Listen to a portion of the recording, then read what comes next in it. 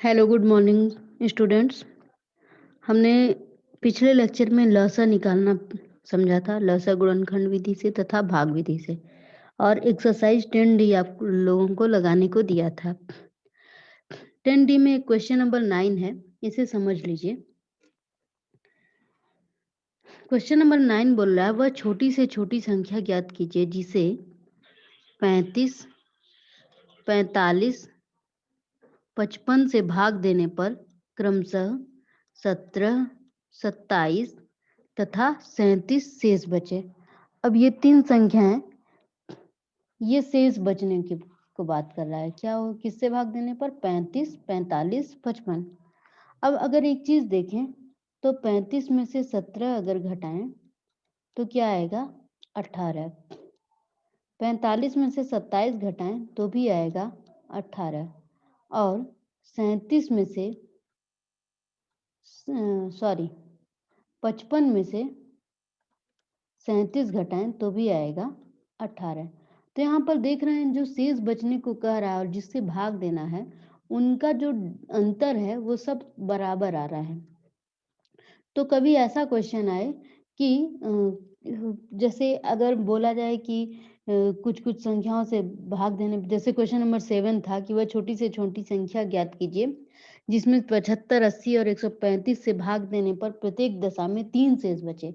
जब शेषफल सब में समान रहता है तो उसमें क्या करते हैं कि एलसीएम, लसा निकालते हैं और उसमें 3 को जोड़ देते हैं।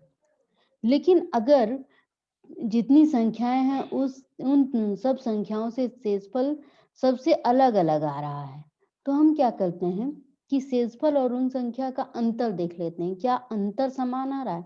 अगर अंतर समान आ रहा है तो इन संख्याओं का लसा निकालते हैं और उसमें से ये जो अंतर आ रहा है उसको घटा देते हैं। अर्थात हमें क्या करना होगा, हमें निकालना होगा 35,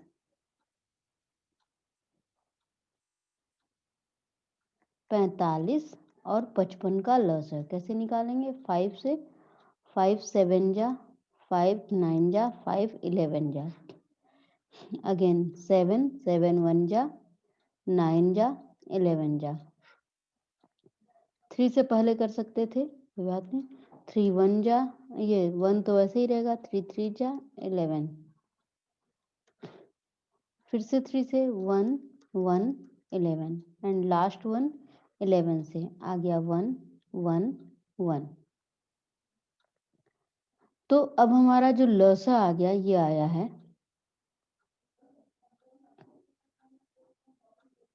लसा आ गया हमारा 5 × 7 × 3 × 3 × 11। तो 5 × 7 × 3 × 3 × 11, 5 7 जा 35, 35 × 3,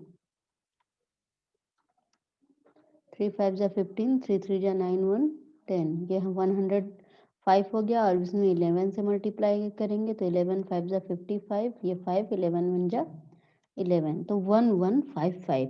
अब इसमें से हमें क्या करना है, 18 सब्ट्रैक्ट कर देना है। अब जब 18 सब्ट्रैक्ट कर देंगे तो जो हमारा आंसर आएगा वो आएगा 1155 माइनस 18। तो 15 में से 8 गया 7, 4 में से 1 गया 1 3 and this is 1137। This is our answer. तो एक बार फिर से देख लीजिए, जब शेषफल अलग अलग होते हैं, विपरीत होते हैं, या शेषफल जब भिन्न भिन्न होते हैं तो क्या करते हैं, हर संख्या से उसका शेषफल घटा देते हैं और घटाने पे जो संख्या आती है वो सब हर एक केस में समान आती है। तो वो जो समान संख्या आ रही है, फिर लसा निकाल के उस संख्या को घटा देते हैं। यहाँ पर संख्या है 18, तो लसा हमारा आया 1155, उसमें से 18 घटा दिए तो हमारा आंसर है 1137। अब हमारा नेक्स्ट टॉपिक है दो संख्याओं के महत्तम समापवर्तक और लघुत्तम समापवर्त में संबंध। मान लिया दो संख्या है, एक है 16, एक है 12। तो अगर हम इसका महत्तम समापवर्त निकालें तो कैसे निकालेंगे? दोनों का गुणनखंड विधि से निकालते हैं। गुणनखंड कर दें तो ये हो गया 2 × 2 × 3 and this is 2 × 2 × 2 × 2।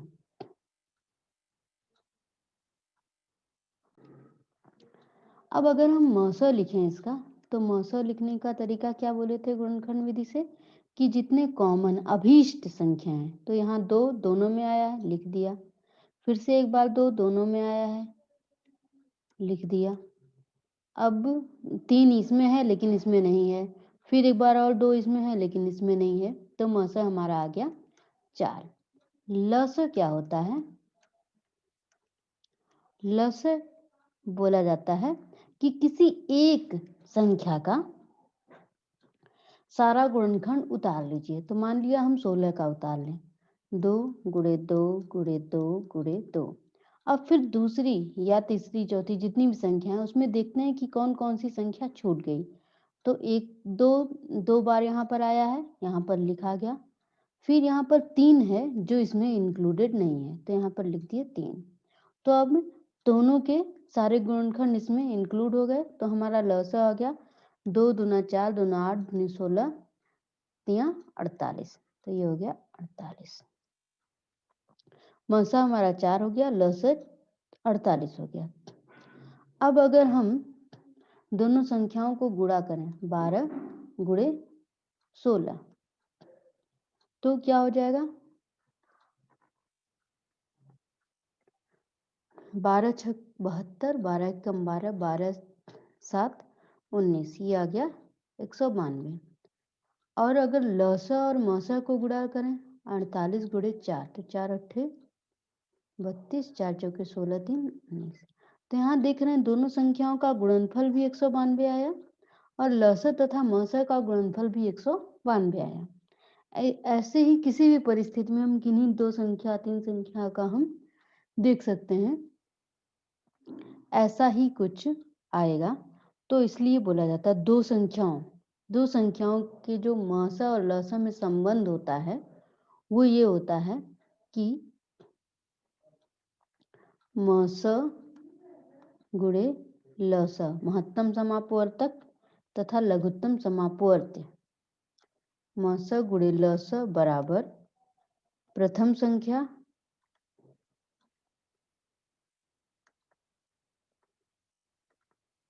गुणे द्वितीय संख्या।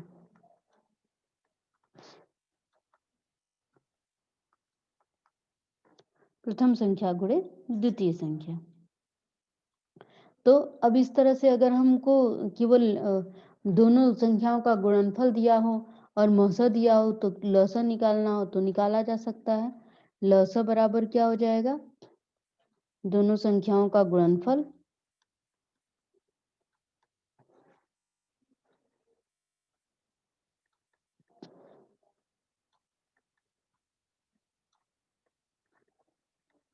बटे मसा। और लसा दिया और दोनों संख्याओं का गुणनफल दिया और मसा निकालना हो तो हो जाएगा दोनों संख्याओं का गुणनफल बटे लसा। तो इस तीनों में से कोई भी 2 दिया हो तो तीसरा हम इसी तरीके से निकाल सकते हैं।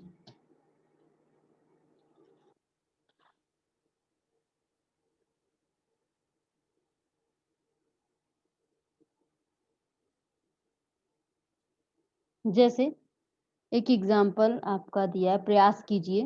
बॉक्स में जो दिया है, 2 संख्याओं का मसा, यहाँ पर मसा दिया है, 2 संख्याओं का मसा 18 है, लसा है 504 और एक संख्या है 72। एक संख्या है 72, तो दूसरी संख्या हमें निकालनी है। तो हमने क्या देखा कि 18 × 504 मसा गुणे लसा बराबर क्या होना चाहिए? 72 गुणे दूसरी संख्या।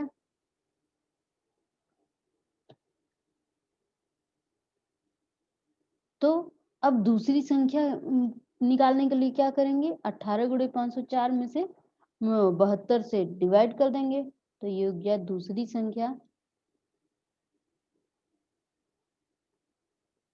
बराबर 18 गुणे 504 बटे 72। 18 एकम 18 18